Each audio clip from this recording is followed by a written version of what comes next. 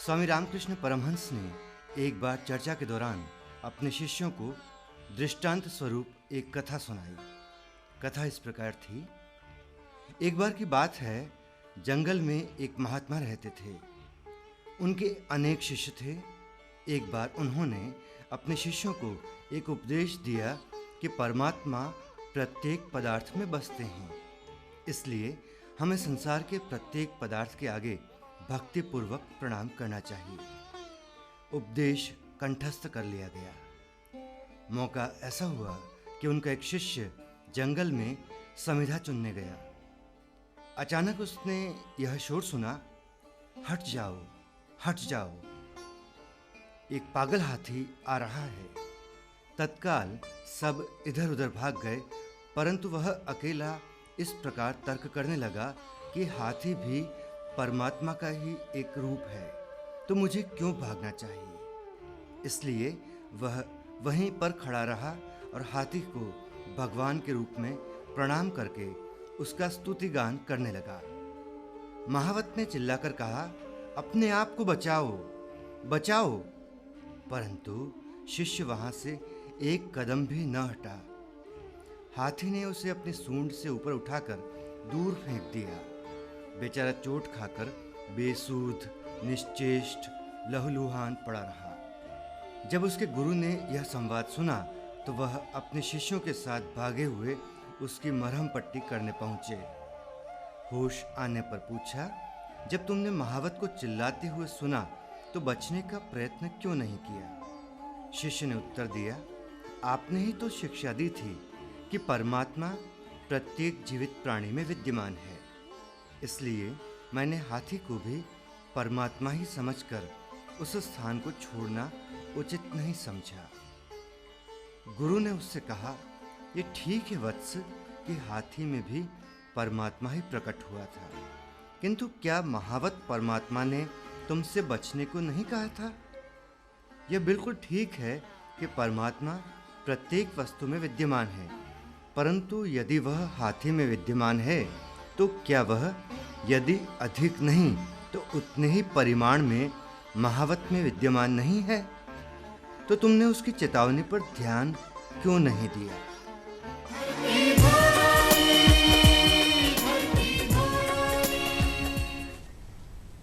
कुछ भूले हुए नगमे गुनगुना लो यारो, कुछ वक्त खुदी के साथ बिता लो यारो। ये भागती हुई सी दुनिया है, ज़रा देर थमकर सुबह का लुत्फ तो उठा लो यारो। नमस्कार, आदाब। इस भागती दौड़ती दुनिया से चंद लम्हे चुराने की इजाज़त लेते हुए मैं महजबीन सुप्रभात धरती धुरारी पर आप सभी का स्वागत करती हूँ। और मैं नेहा। और सुप्रभात धरती धुरारी के मंच पर आज एक ऐसी शख्सियत हमारे साथ हैं जिनका शिक्षा के क्षेत्र में बहुत महत्वपूर्ण योगदान रहा है। बहुत सी शिक्षण संस्थाएं हैं जो इन्हीं की देन है। तो चलिए आप और हम मिलकर स्वागत करते हैं IAS यूनिवर्सिटी के कुलपति डॉक्टर अशोक गुप्ता का। सर, बहुत बहुत स्वागत है आपका सुप्रभात धरती धुरारी के मंच पर। बहुत बहुत स्वागत सर। सर, शिक्षा के बारे में आज बहुत सी बातें हम आपसे करेंगे, लेकिन उससे पहले आपसे जानना चाहेंगे आपकी सुबह के बारे में। सुबह एक ऐसा वक्त है जो हमें तरोताज़ा कर देती है, तो आपका सुबह का वक्त कैसा रहता है?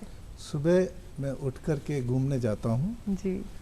घूमने से आने के बाद मैं स्वयं के लिए चाय तैयार करता हूँ जी। अपनी पत्नी को भी पिलाता हूँ। क्या बात है। और उसके बाद अखबार पढ़ता हूँ, न्यूज़ देखता हूँ और फिर तैयार हो जाता हूँ अपने दिन रोज की दिनचर्या के लिए। तो ये सर, सुबह की चाय जो है, ये जो दौर चलता आ रहा है सुबह की चाय का, ये कितने सालों से चलता आ रहा है? मैं समझता हूँ लगभग 20 वर्ष से मैं ये काम करता हूँ, लेकिन उसके बाद अगर मुझसे कोई कह दे कि दोपहर में भी आप चाय बना दीजिए तो मैं बना नहीं सकता।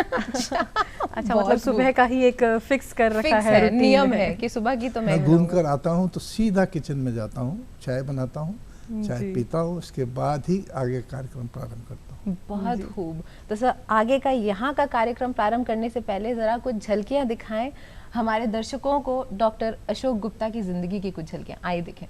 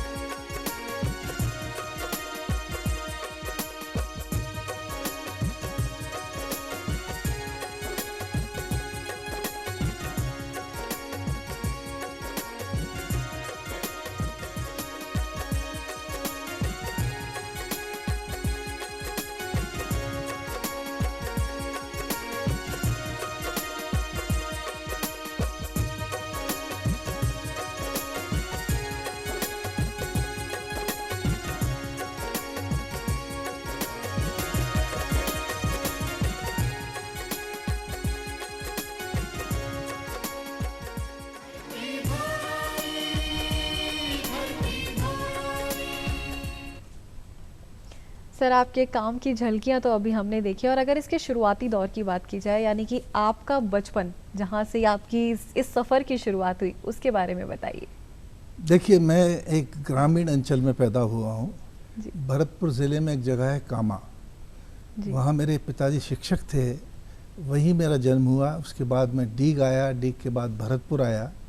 जी। मैंने भरतपुर से ग्रेजुएशन किया, MSJ कॉलेज भरतपुर से, और चूंकि वहाँ पर MA नहीं होता था इसलिए मैं जयपुर आ गया, और जयपुर आकर के मैंने MA इंग्लिश लिटरेचर में एडमिशन लिया। वहाँ से मैंने सफलतापूर्वक शिक्षा प्राप्त की, और फिर मेरे शिक्षण व्यवसाय का सफ़र प्रारंभ हुआ। जी, खास बात यह, आप 19 साल के थे जब आपने शुरुआत कर दी और कदम रख दिया एजुकेशन की फील्ड में, और 19 साल की उम्र में आपने MA भी कंप्लीट कर लिया था।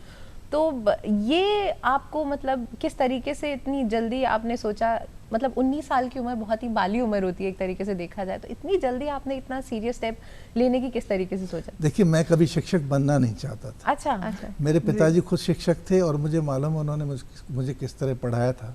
हम 8 भाई बहन हैं। अच्छा, और सबको एक मिडिल स्कूल का हेडमास्टर जो 250 रुपये जिसको सैलरी मिलती हो किस प्रकार पालता होगा उस वक्त, उसका आप अंदाज लगा सकते हैं। तो मैं जब यहाँ पढ़ने आया था जयपुर, तो मुझे 100 रुपये महीने मेरे पिताजी देते थे। अच्छा। और फाइनल ईयर में उन्होंने कह दी थी कि मैं अब पैसे नहीं दे सकता। अच्छा। तो मैं जब यहाँ पर जयपुर में माहेश्वरी स्कूल था एक चौड़े रास्ते में, अभी भी है लेकिन अब उसका रूप बदल गया है। वहाँ पर वहाँ के जो प्रिंसिपल थे JL माहेश्वरी, वो मेरे पिताजी के मित्र थे। वहाँ कोई वैकेंसी निकली तो मैंने अप्लाई कर दिया, उन्होंने मुझसे कहा ज्वाइन कर लो। तो मुझे लेकिन पिताजी ने भेजा इसलिए था जयपुर कि मैं कोई कोर्स यहाँ पर अटेंड करूँगा और किसी कॉम्पिटिटिव एग्जामिनेशन में हिस्सा लूँगा।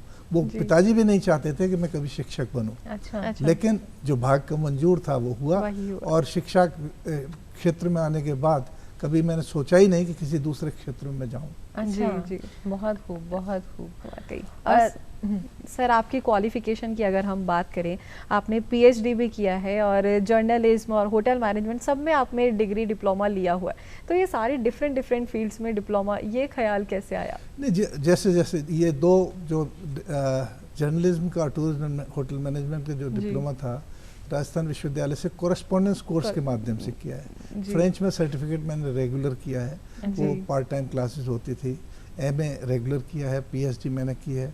तो इस तरह से क्वालिफिकेशंस तो बढ़ती गई, चलता गया, लेकिन क्योंकि शिक्षा का कभी अंत नहीं है। मैं ये मानता हूँ कि man is a learner through out his life. जिंदगी भर वो सीखता रहता है। कोई आदमी 70 साल में सोचता है कि मेरे को अब कुछ नहीं, मेरे को सब कुछ आता है, तो मैं समझता हूँ अपनी वो शायद त्रुटि करता है, उसकी सोचने में शायद गलती है। तो मैं तो ये मानता हूँ, मैं रोज़ सीखता हूँ, बच्चों से भी सीखता हूँ, अपने कलीग से भी सीखता हूँ। जहाँ जाता हूँ, जिस स्थिति में भी जाता हूँ, वहाँ से कुछ न कुछ ज्ञान मुझे प्राप्त होता है। जी। बचपन की जो कच्ची उम्र होती है, जब मतलब अगर डिसाइड करना होता है कि करियर में क्या करना है, तो वो 10th, 11th, 12th की जो क्लासेस होती हैं तब समझ में आ रहा होता है कि हाँ इस स्ट्रीम में जाना है, इस फील्ड में जाना है। लेकिन बचपन में इंसान कुछ और ही सोचता है। कभी आईने के सामने एक्टर होता है, कभी डॉक्टर होता है, कभी कोई हाउसवाइफ होती है, कभी किसी को कुछ नहीं बनना होता है। आपने किस तरीके से सोचा? देखिए, मैं इस चीज़ के लिए कभी भी, जो मैं अपने बच्चों को भी मैंने ऐसा किया। जी। मेरे पिताजी चाहते थे कि मैं इंजीनियर बनूं। अच्छा। मैथमेटिक्स में मेरी कोई रुचि नहीं थी। जी। और उस समय जिस वक्त हम हायर सेकेंडरी में थे, 3 ईयर हायर सेकेंडरी होती थी, 9th में ही आपको सब्जेक्ट सिलेक्ट करना होता था। अच्छा। और 3 वर्ष का कोर्स 11th में जाके एग्जाम होता था। तो मैथमेटिक्स की वजह से बहुत मेरी पुअर परफॉर्मेंस थी, और मैंने पिताजी से विनम्र निवेदन किया कि मुझे विज्ञान से हटा करके आप आर्ट्स में डाल दीजिए। तब उन्होंने देख लिया कि अब ये जिद कर रहा है। अदरवाइज पिताजी की तो ये इच्छा थी कि मैं इंजीनियर बनूं, और उस वक्त इंजीनियर बनना आसान भी था। अगर आप 60% अंक ले आते हैं हायर सेकेंडरी में, तो आपको डायरेक्ट एडमिशन होता था। उस वक्त PMT PET नाम की कोई चीज़ नहीं थी। तो फिर मैंने ग्रेजुएशन में एडमिशन लिया, और उनकी एक ही शर्त थी कि तीनों लिटरेचर लेने पड़ेंगे, हिंदी, इंग्लिश और संस्कृत। लेकिन विश्वविद्यालय का एक नियम था कि 3 लिटरेचर आप नहीं ले सकते। तो इसलिए मैंने हिंदी, इंग्लिश और फिलॉसफी, तो इसलिए ये 3 विषय लिए, और उसके साथ में आगे बढ़ा। बहुत खूब, बहुत। क्या तो बात है। आप 8 बहन भाई थे, 8 बहन भाई में आपका कौन सा नंबर आता है? मेरा नंबर 3 है, भाइयों में नंबर 1 है। अच्छा, भाइयों में अच्छा, नंबर 1 है और वैसे 2 नंबर बहनें 3 मेरे है। से बड़ी हैं। जी जी जी। तो अब एक बात बताएं, नंबर 3 भी है तो भी आप किस तरीके के बच्चे रहे हैं, शैतान रहे हैं मैं या? शैतान कभी नहीं था, लेकिन पिटाई बहुत खाई है पिताजी की। अच्छा, कभी फिर जब भी उनको पिटाई खाई? जब भी गुस्सा आता था सबसे पहले मेरे पर ही, और इस चक्कर में मेरी माताजी को भी कुछ ना कुछ मिल जाता था। अच्छा। तो वो मतलब पिताजी को गुस्सा उन पर भी आता था। अच्छा, मेरे पिताजी गुस्सा बहुत तेज था, लेकिन मैं मानता हूँ कि वो चाहते थे कि मैं कुछ बनूं। जी और आजकल तो बहुत मुश्किल है, क्योंकि मैं शिक्षक हूँ, मैं जानता हूँ, जब मैं खुद प्रिंसिपल था खूब फिजिकल पनिशमेंट भी देता था, लेकिन आजकल संभव नहीं है। आजकल आप कान भी पकड़ लेते हैं किसी का तो पेरेंट लड़ने आ जाता है। तो उसकी वजह से शिक्षक के प्रति जो सम्मान है वो भी कम हुआ है। बच्चे के जब पेरेंट के हृदय में नहीं होगा, बच्चे के हृदय में शिक्षक के प्रति सम्मान कम होगा। बिल्कुल। तो लेकिन मैं, ठीक है, वो समय था और मैं नहीं पढ़ पाता था, तो नेचुरली बचपन की पिटाई में मजा और होता है, वो याद भी आता है फिर बाद में। और अगर मैं स्कूल में पिट के आता था तो घर पर और पिटाई होती। अच्छा। ये मानिए, लेकिन मैं शैतान नहीं था, लेकिन गलतियां तो करता ही आदमी। और जबकि मैं मानता हूँ कि आपको उम्र के हिसाब से, आपके शरीर के विकास के हिसाब से आपको अवसर मिलना चाहिए आगे बढ़ने का। बिल्कुल। अभी 1 साल का बच्चा हुआ नहीं, उसको स्कूल में बैठा दूं, मैं इसके बिल्कुल विपरीत सोच रखता हूँ। मैं मान के चलता हूँ कि 5 वर्ष से पहले बच्चे को विद्यालय नहीं भेजना चाहिए। उसको जो बचपन है उसका हमें नहीं छीनना चाहिए। बच्चे को पूरा परिवार का वातावरण भी मिले और पूरा सम्मान भी किस तरह से बड़ों को देते हैं वो मिले। लेकिन वो सुबह बैठा मैं कल कोई मुझे बच्चा मिला क्लास 1 में पढ़ता है, क्या कर रहे हो? मैं होमवर्क कर रहा हूँ। क्लास 1 का बच्चा अगर होमवर्क कर रहा है तो मैं समझता हूँ इससे बड़ी विडम्बना नहीं जी हो सकती। बिल्कुल, वाकई में। तो आपने अपना बचपन किस तरीके से जिया, क्या क्या किया करते थे आप? नहीं, मैं तो जैसे मैंने बताया, मैं तो बहुत कंट्रोल्ड फैमिली में रहा हूँ, जहाँ पर पिताजी का हिटलर राज चलता था।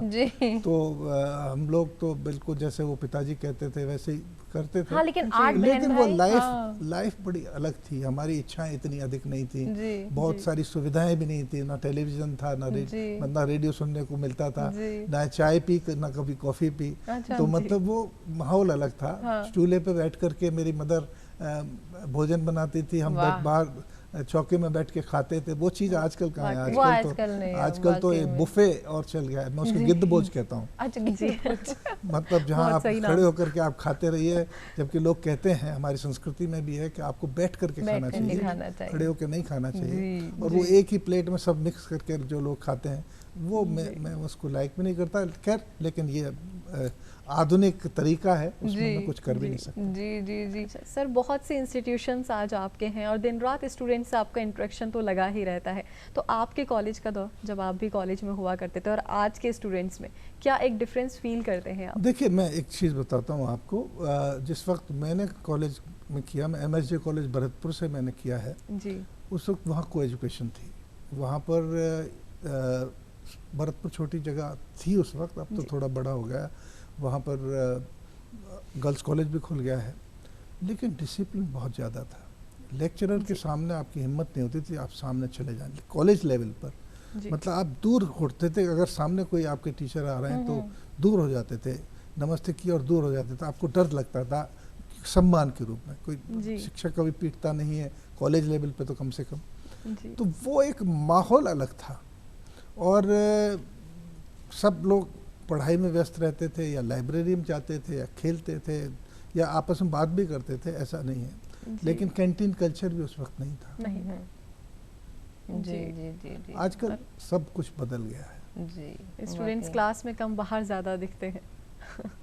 वाकई हमारे यहाँ जो कॉलेज में लड़कियाँ पढ़ती हैं, उनके बारे में मानते हैं कि वो इसलिए पढ़ाई, हमारे पेरेंट्स हमारे यहाँ पढ़ाते हैं जिससे कि वो संयमित रहें, डिसिप्लिन में रहें और वो काम ना करें जो दूसरे कॉलेजेस में होते हैं।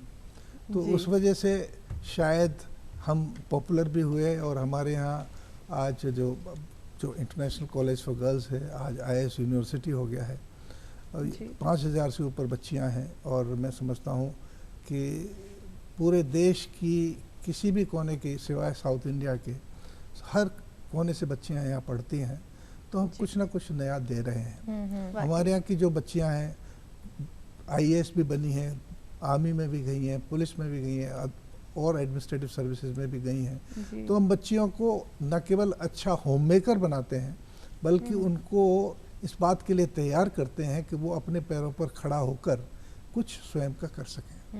जी वाकई में बहुत खूब। सब एक बारी मैं वापस से बचपन में फ्लैशबैक में वापस से जाऊंगी। मैं तो ये जानना चाह रही थी कि आप घर में सबसे ज़्यादा लाडले किसके रहे हैं? मेरी माँ के, निश्चित रूप से माँ के। मैं माँ से बहुत ज़्यादा अटैच था और मेरी मदर केयर भी बहुत करती थी।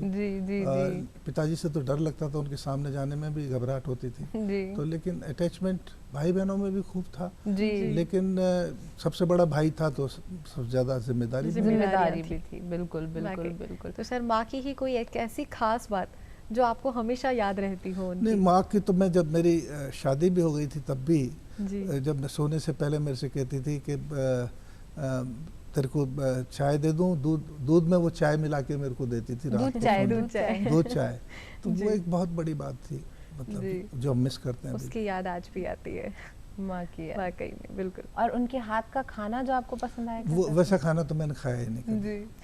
मैं निश्चित रूप से कहता हूँ आपको कि खाना ठीक है, मेरी पत्नी भी अच्छा खाना बनाती है, लेकिन मेरी मदर के खाने में जो वात्सल्य था, जो प्रेम था, जिस तरीके से वो खिलाती थी और जो स्वाद था वो आज नहीं है। तो सबसे ज्यादा पसंद आपको क्या चीज आती थी उनके हाथ की? रोटी सब्जी। ये कुछ भी बनाए उसी में प्यार होता था। और दूसरी बात क्या है कि अब ये पिज्जा पास्ता और जो नई नई चीजें चली उस वक्त तो होती नहीं थी। उस वक्त नहीं होती और वो इसीलिए आज तक मैं उसके लिए अपना टेस्ट डेवलप नहीं कर पाया हूँ। मैं नहीं खा पाता। ये पिज़्ज़ा तो फिर भी खा लेता हूँ, लेकिन ये पास्ता और नूडल्स और क्या क्या होता है मुझे पता भी नहीं है। मैं नहीं खा पाता। मैं तो बनती है बच्चों के लिए, लेकिन मेरे लिए फिर रोटी सब्जी ही बनती है। तो जब कभी बाहर की ट्रिप लगती है, अगर आपको जाना पड़ता है, तो वहाँ फूड कल्चर बहुत अलग होता है? नहीं, मैं कर लेता हूँ, एडजस्ट कर लेता हूँ। बेसिकली चावल मैं वैसे नहीं खाता, लेकिन अगर वहाँ जब मजबूरी हो तो चावल भी खा लेता हूँ, फ्रेंच फ्राइज खा लेता हूँ, कुछ ना कुछ कर लेता हूँ, क्योंकि मैं विदेश मैं कम से कम 50 बार विदेश हुआ है। जी बिल्कुल। और साल में 2 चक्कर हो ही जाते हैं वाकई। तो लेकिन मेरे को खाने की वजह से कभी परेशानी नहीं हुई। कुछ यहाँ से भी ले जाते हैं, इस तरह से करके मैनेज कर लेते हैं। अरे वाह, क्या बांध के लेकर जाते हैं? जैसे थेपले होते हैं, खाकरा होता है, इस तरह की कोई चीज ले जाते हैं तो वो चलता है। लेकिन सब्स्टिट्यूट सब मिलता है, ऐसा नहीं है कोई आदमी भूखा मरता है। तो सर जैसे सुबह की चाय का तो आपका रूटीन है, फिक्स है, तो जैसे खाना खाने की तो आप शौकीन हैं, लेकिन खाना बनाने की कभी शौकीन है? कभी वाइफ ने कहा यार बना दो? नहीं, खाना मैंने कभी, जब मैं पढ़ता था MA में, तो शायद एक आध बार कभी कोई सब्जी वब्जी बनाई होगी, हमारे को आती थी बनाने में, हम दोस्त साथ रहते थे कमरा लेके। तो एक आध बार मैंने बनाई होगी, कोशिश की थी मैंने आलू प्याज की सब्जी बनाने की, लेकिन कभी मैंने उसके बाद कभी बनाई नहीं। जी अवसर भी नहीं मिला, ना अब कोई इंटरेस्ट है कुकिंग का। जी अच्छा सर, आपने माहेश्वरी पब्लिक स्कूल, जैसा कि आपने बताया कि आपकी फर्स्ट जॉइनिंग वहीं थी, तो वहाँ तो आप एज अ टीचर आप वहाँ पर लगे थे। खुद का स्कूल डालने का ये ख्याल कैसे आया? मैं आपको एक इसमें बता दूं, मैं माहेश्वरी पब्लिक स्कूल में नहीं आया था। मैं माहेश्वरी सेकेंडरी स्कूल में आया था, जो चौड़े रास्ते में चलता था। 10th तक ही था जी। और सेकंड ग्रेड टीचर था। 185 रुपये महीने मेरे को वेतन मिलता था। और वहाँ से वो स्कूल फिर हायर सेकेंडरी हुआ और तिलक नगर में शिफ्ट हो गया। आज भी वहाँ है वो Tilak Nagar, Maheshwari higher secondary school, अब सीनियर सेकेंडरी कहते हैं। तो 1977 में ये ऐसी बात चल रही थी, हमारे जो सेक्रेटरी थे उनसे हम बात कर रहे थे, तो उनसे वो ये कह रहे थे कि क्या हम इंग्लिश मीडियम स्कूल चालू नहीं कर सकते, क्या केवल सेंट ज़ेवियर या इंग्लिश मीडियम स्कूल रहेगा? तो मैंने कहा हम बिल्कुल कर सकते हैं। तो उन्होंने कहा कि आप योजना बनाइए। हमने योजना बनाई और 3 महीने के बाद माहेश्वरी पब्लिक स्कूल खड़ा हो गया। क्या बात। और सबसे पहला प्रिंसिपल मैं रहा और ये मेरा सौभाग्य है। और वहाँ जो मैंने सीखा, वहाँ जो मैंने किया, और मैं इस बात के लिए माहेश्वरी समाज को धन्यवाद भी दूंगा। उन्होंने जितनी छूट मुझे दी थी, मतलब फ्रीडम टोटल, आप रिक्रूटमेंट से लेके एडमिशन तक जो भी कुछ आपको करना है आप करिए, लेकिन अच्छा काम करिए। तो एक समय था जबकि जयपुर में सेंट ज़ेवियर स्कूल और Maheshwari public school equal rank पे थे। तो उसी वक्त वैसे मैं शायद नौकरी कभी नहीं छोड़ता, लेकिन एक घटना कई बार ऐसी होती है, हालांकि मेरे ऊपर लागू नहीं थी, लेकिन एक मैनेजमेंट कमेटी की मीटिंग में सेक्रेटरी ने ये कहा था, किसी और के लिए कहा था, लेकिन मुझे मेरा शायद ज्ञान चक्षु उससे खुला कि nobody should feel that he is indispensable. A man may go, a man may come, the institution remains. बिल्कुल। तो उस दिन मैंने तय किया कि मुझे अब स्वयं का कुछ करना है। पैसे कुछ थे नहीं, सब कुछ नहीं, लेकिन ज़मीन, जेडीए के पास ज़मीन के लिए अप्लाई किया, उन्होंने रिजेक्ट करके भेज दिया। फिर हाउसिंग बोर्ड ने हमें ज़मीन का टुकड़ा दिया, लेकिन पैसे नहीं थे, तो किसी तरीके से 10 लाख रुपए इकट्ठे करके वहाँ फर्स्ट इंस्टॉलमेंट जमा कराई। फिर बैंक लोन नहीं देता था उस वक्त स्कूल बिल्डिंग्स के लिए, तो लेकिन एक मेरे मित्र थे, उन्होंने कहा कि मैं 30 लाख रुपए तक का लोन आपको दे सकता हूँ क्योंकि मेरी पावर है, तो आप ऐसा प्रोजेक्ट बनाइए कि 29,80,000 का प्रोजेक्ट बना दीजिए, मैं आपको लोन दे देता हूँ। उस वक्त 29 लाख 1990 में बहुत बड़ी बात। और उसी वर्ष मेरे को नेशनल अवार्ड मिला था प्रेसिडेंट ऑफ इंडिया से, 89 में स्टेट अवार्ड भी मिला था। तो मेरी अपनी खुद की भी जो पैठ थी वो थोड़ी थी, लोग मेरे को रिकॉग्नाइज करते थे। तो 29,80,000 रुपए का लोन मेरे को मिला और उससे हमने बिल्डिंग प्रारंभ की। अच्छा। और हमारी कल्पना ये थी कि प्रथम वर्ष में हमें 150 बच्चे एडमिट करने हैं, लेकिन पहले साल में 665 बच्चों ने एडमिशन लिया उस स्कूल में। Consequently it was a leap forward. हमारी जो 5 साल बाद की जो कल्पना थी वो पहले साल में पूरी हो गई। तो उसके बाद हमने we never went back, we never look back. उसके बाद हम करते गए। पैसा फिर कभी कोई व्यवधान नहीं रहा, लोन लिए, लोन चुकाए, सब काम किए, लेकिन कभी भी कंप्रोमाइज ना तो क्वालिटी में की, ना शिक्षकों पे की, ना शिक्षकों को और बच्चों को दी जाने वाली सुविधाओं की, क्योंकि हमारा उद्देश्य कमर्शियल नहीं है। हमारा उद्देश्य यह नहीं है कि हम कोई पैसा कमाएं, इसके लिए इंस्टीट्यूशन के लिए मुझे कोई इसके लिए आवश्यकता नहीं है। ना ये परिवार का कोई वेंचर है। मुझसे लोग पूछते हैं कि आपके बाद क्या होगा, मैं कहा जैसा होगा, समाज और राष्ट्र का काम है जो मैंने किया है, जैसा होगा वो होगा, लेकिन इंस्टीट्यूशन चलेंगी। हर इंस्टीट्यूशन में मेरे प्रिंसिपल्स मैंने तैयार किए हैं, उनको ग्रूमिंग की है, उनको ट्रेनिंग दी है, और मैंने उनको ये कह दिया है कि हम चाहे अंग्रेजी माध्यम हो, लेकिन भारतीय संस्कृति की मूल अवधारणाएं हमें नहीं भूलनी है।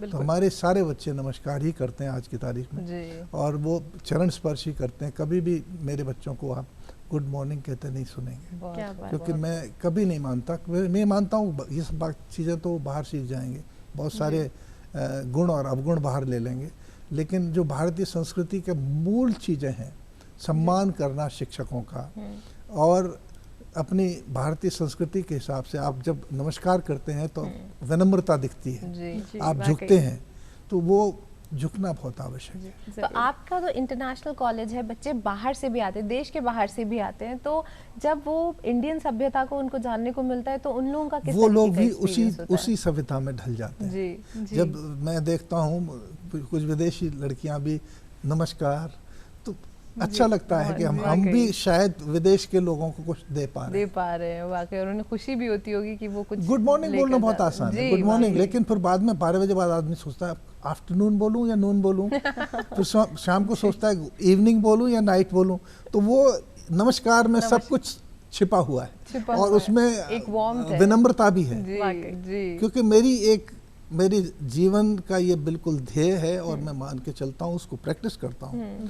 सफलता आपके मस्तिष्क में नहीं घुसनी चाहिए। मैं देखता हूँ, मैं अपने साथियों को भी कहता हूँ कि आप अगर सफल हैं तो इसका मतलब ये नहीं कि आप में घमंड आना चाहिए, आप में गर्व आना चाहिए, आप अपने साथियों को साथी ना समझें, बल्कि ये समझें कि ये मेरे सबऑर्डिनेट हैं। वो भावना से आप कभी काम नहीं कर सकते। मेरे पास लगभग 1000 साथी हैं जो काम करते हैं मेरे लिए, और 5 कैंपस हैं हमारे, 5 कैंपस में 1000 से ऊपर एम्प्लॉयज़ हैं, लेकिन कोई भी एम्प्लॉय को मैं कभी भी अपने एम्प्लॉय के रूप में ट्रीट नहीं करता, मैं अपने बिल्कुल, साथी के ज़रूरी रूप है, में treat वाकई। करता खास बात ये रही कि आपने अपनी फैमिली को इन्वॉल्व नहीं किया, आपके पूरे एजुकेशन का जो सिस्टम आपने कायम किया, इसके पीछे क्या वजह रही? हूं। देखिए, मैं ये जानता था कि अगर मैं अपने बच्चों को ये कहूँगा, मेरे 2 बेटे हैं, जी जी बड़ा बेटा मेरा अमेरिका रहता है, आजकल इंडिया ज़्यादा रहता है क्योंकि उसको अपनी बच्ची को शिक्षा यहाँ दिलानी है, जी और छोटा बेटा मेरा बेंगलोर रहता है, होसूर में उसकी ग्रेनाइट प्रोसेसिंग यूनिट है, जी जी और दोनों भाई एक ही काम करते हैं, व्यवसाय करते हैं। मैंने शुरू से उनको पहले ही से कह दिया था कि don't think that you can step into my shoes, अच्छा you will have to do something of your own. तो उनको ये मालूम था कि हमारे पिताजी हमको अपने साथ तो जोड़ेंगे नहीं, जी तो इसलिए उनको कुछ नया करने खुद की का ही सूझी और कुछ, नया कुछ जी। उन्होंने किया। तो मेरा बड़ा बेटा यूएस गया था, तो पढ़ने गया था, पढ़ने के बाद उसने सोचा मैं ऐसा क्या करूं कि जिससे मैं अमेरिका में भी रह लूं और व्यवसाय भी कर लूं या कुछ जी, कर लूं। जी। उसको नौकरी नहीं करनी थी। अच्छा तो फिर he explored the US market and found out कि वहाँ पर कंस्ट्रक्शन एक्टिविटी बहुत ज़्यादा है, अगर यहाँ से हम इंडिया से कुछ इम्पोर्ट करेंगे तो बहुत चलेगा।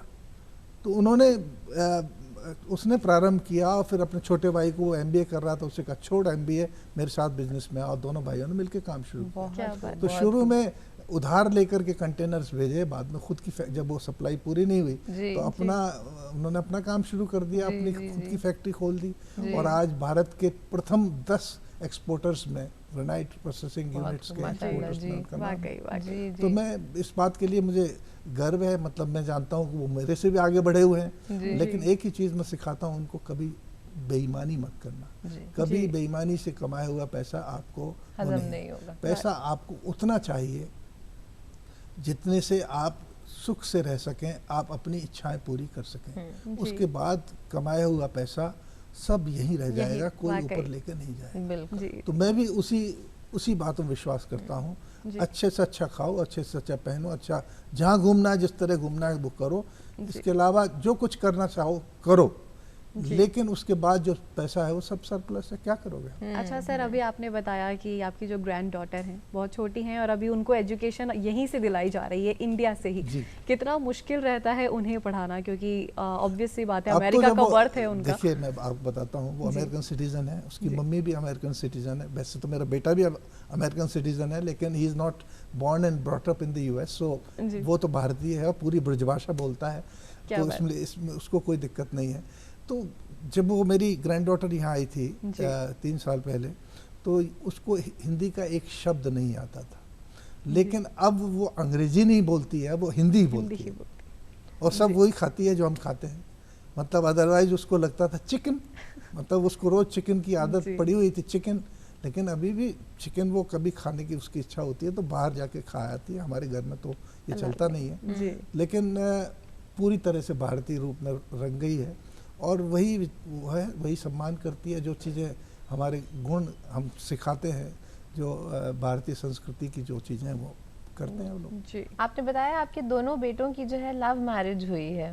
जी नहीं, बड़े वाले की लव मैरिज नहीं है, अरेंज मैरिज है। अच्छा, वो अरेंज Okay. वो मैरिज अपने है। आप ही उन्होंने की है, मतलब अरेंज इन द सेंस के थ्रू मैट्रिमोनियल कॉलम्स अच्छा, उन्होंने की जी है। जी जी जी छोटे वाले की लव मैरिज हुई है, जी तो इसकी इसीलिए उसकी शादी भी पहले हो गई, जी और उसके बच्चे भी 2 हैं, जी और जी। बड़े वाले ने शादी 7 साल बाद की है, मतलब जी, उसकी जी, शादी जी। से बाद।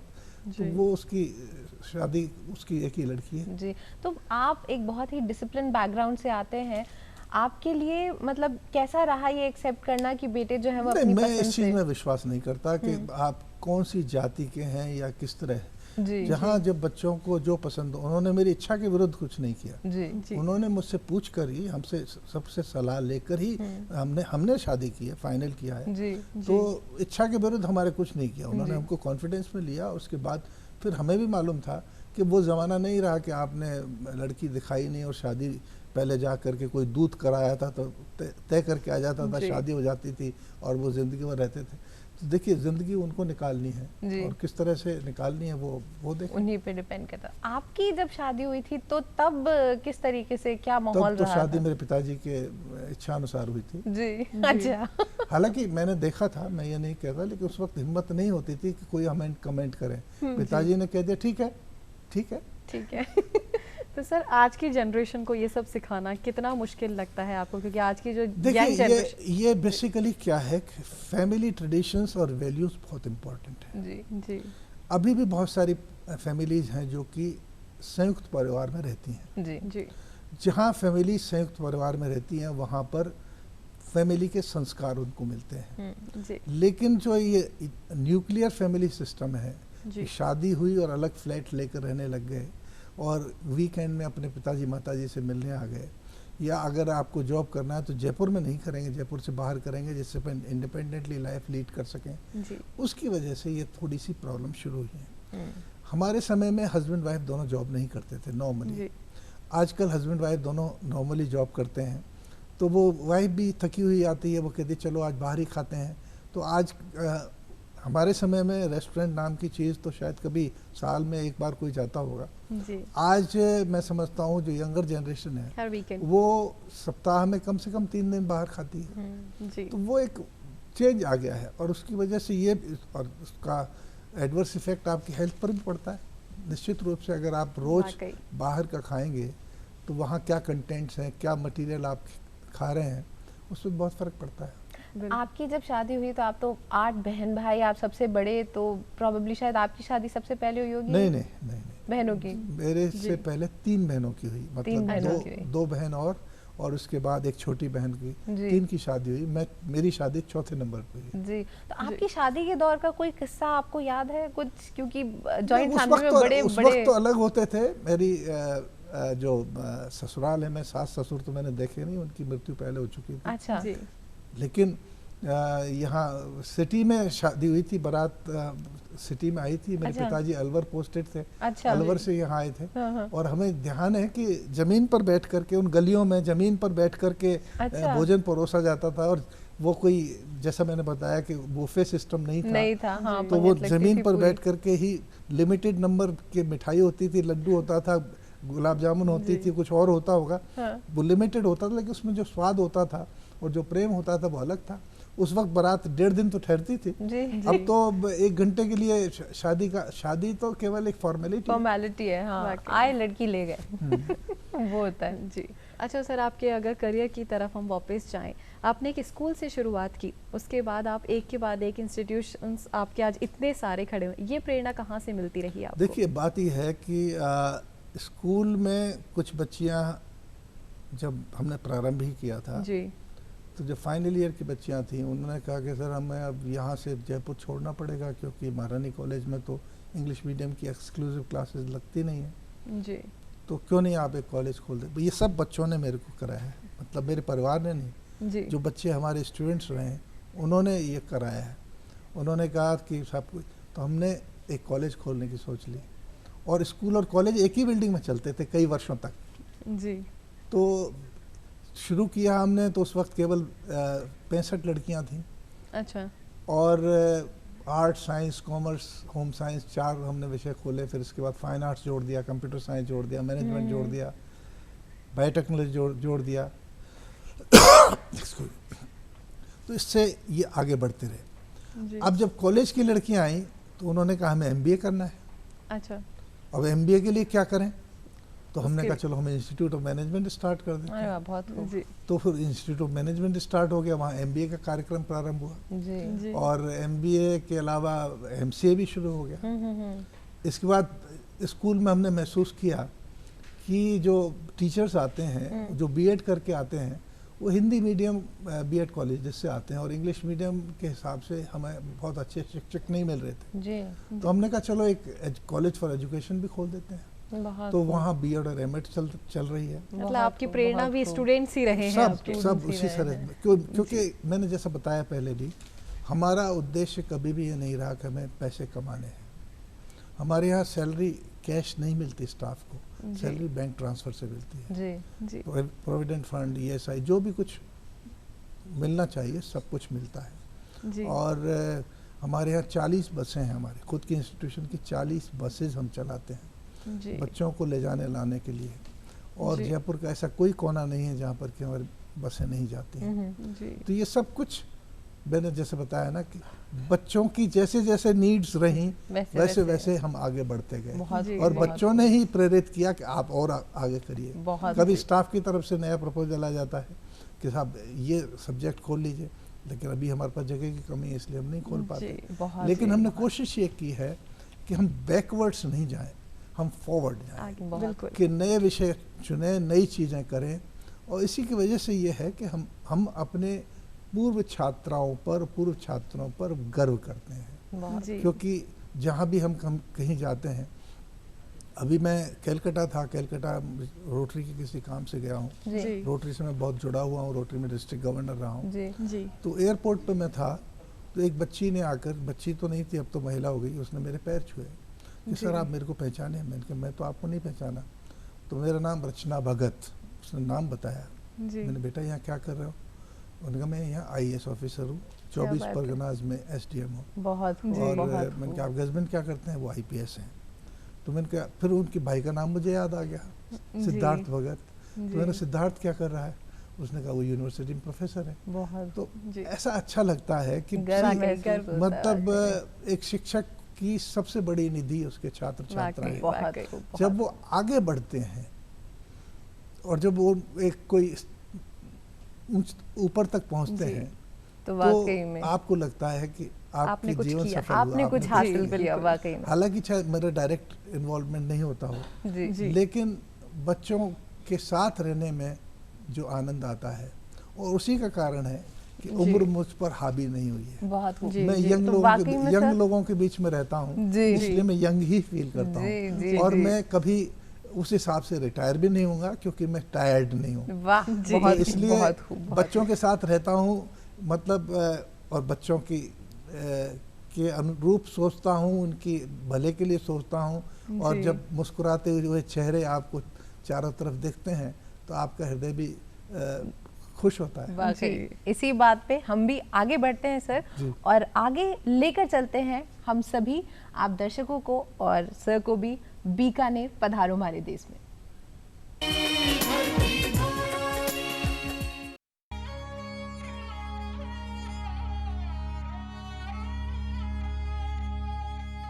सैन्य सुरक्षा के लिए बने इन द्वारों से निकलने के बाद आप महलों के रास्ते में हैं। पाषाण सौंदर्य इन महलों में यत्र तत्र सर्वत्र जैसे बिखरा पड़ा है। पूरा किला अंदर से अपने स्थापत्य सौंदर्य से मंत्रमुग्ध करता है। किले के अंदर बनाए गए राजमहलों की सुंदर श्रृंखला है। सारे ही राजमहलों में परंपरा और आधुनिकता का सांगोपांग मिश्रण।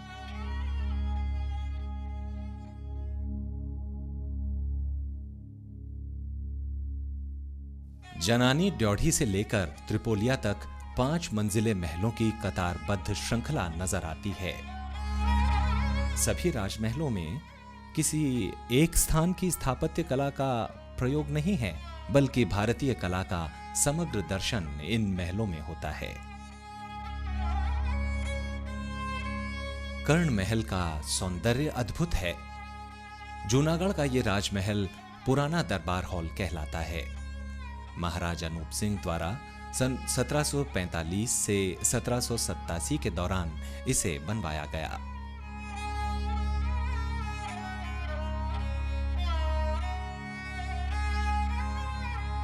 वैसे कर्ण महल मुगल दीवाने आम की याद दिलाता है। बनावट मुगल दरबार की ही भांति।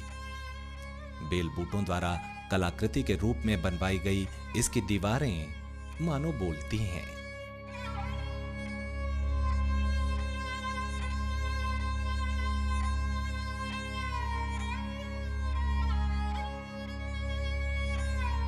ये महल अब पर्यटकों की आवाजाही का प्रमुख केंद्र है।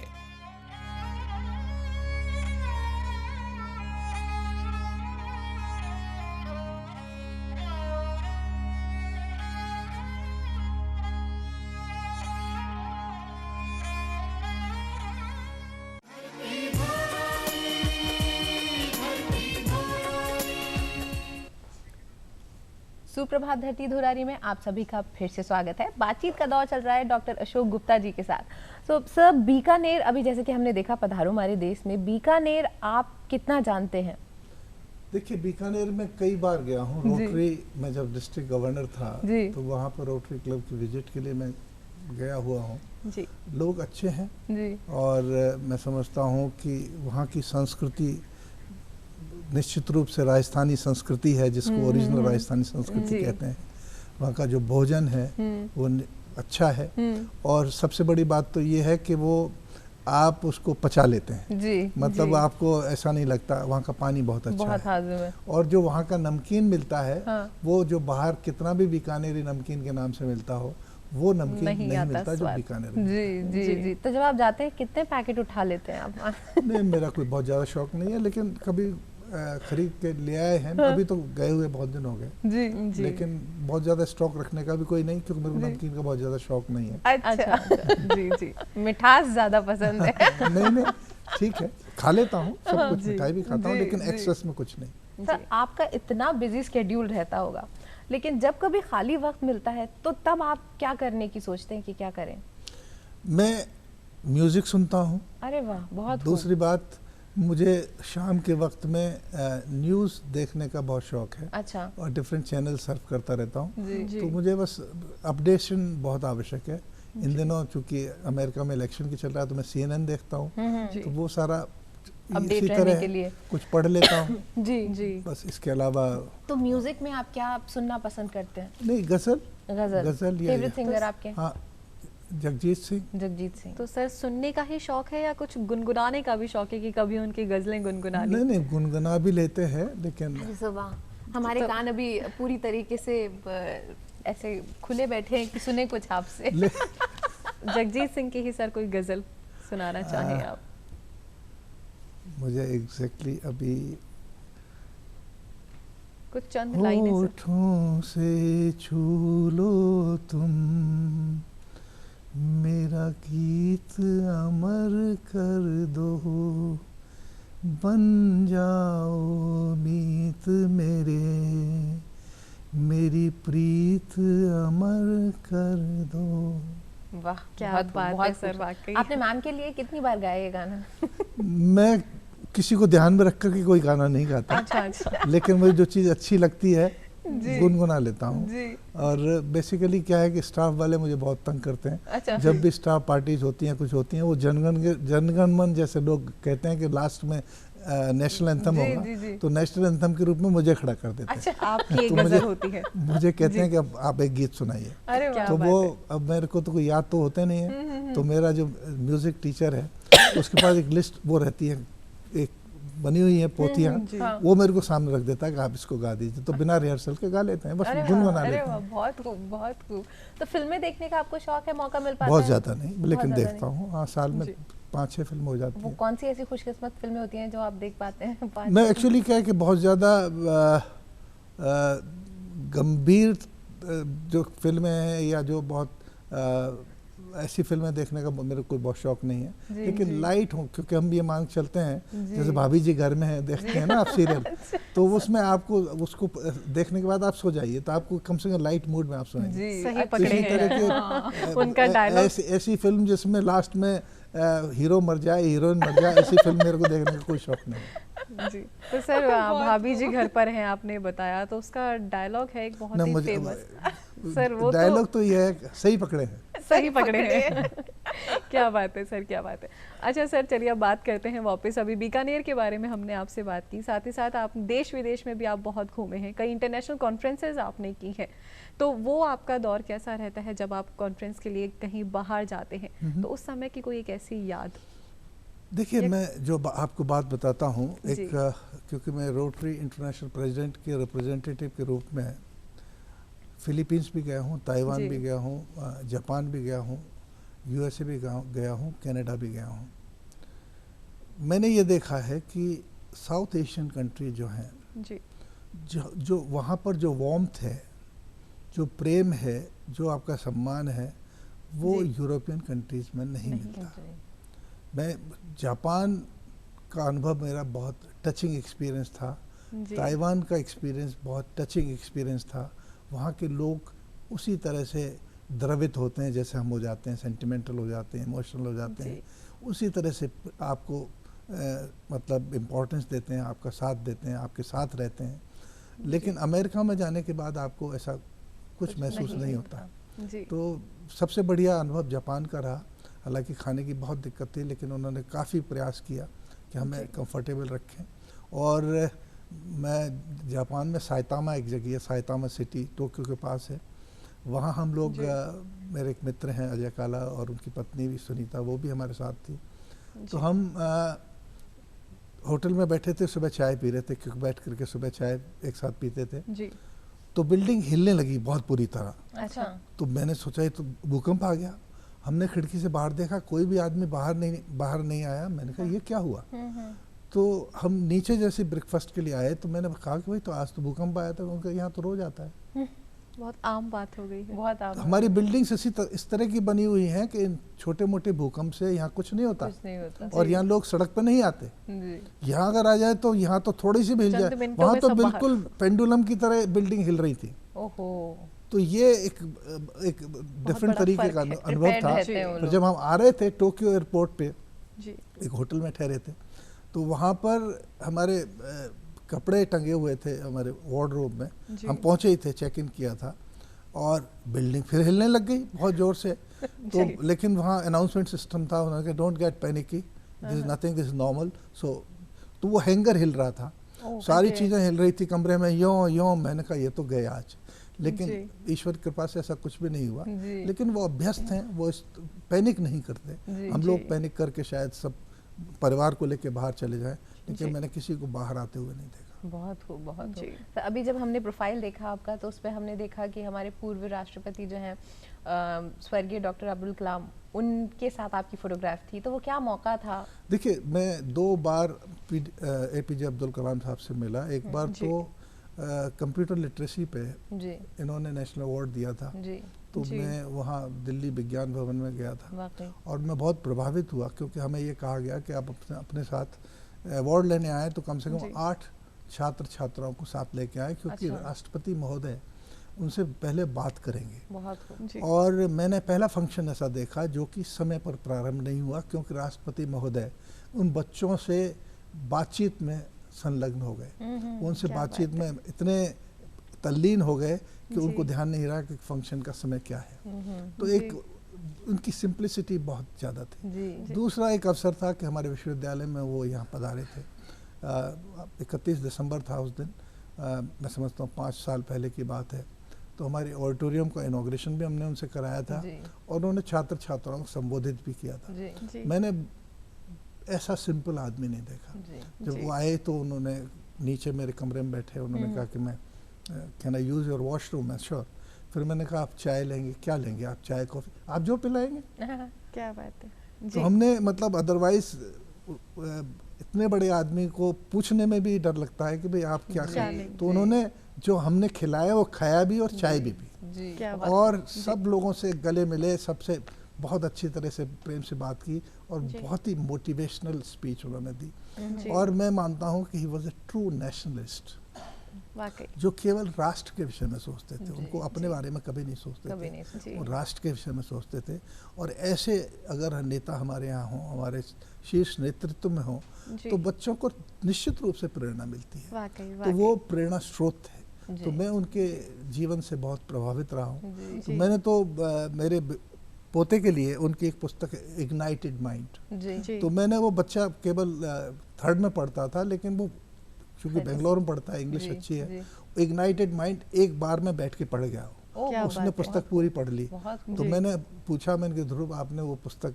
मैं तो बाबा पढ़ ली, बहुत अच्छी किताब है। तो वो एक चीज़ ऐसी थी कि मतलब उनकी जीवनी और उनका जीवन तो एक मैं समझता हूँ स्वर्ण अक्षरों में लिखने लायक है, और आगे की जो जनरेशंस है उनको मोटिवेट करने के लिए। जैसे कि आपने कहा इनके बाद आपने बताया कि जी आप इनके साथ हैं, शेखावत जी के साथ हैं जी।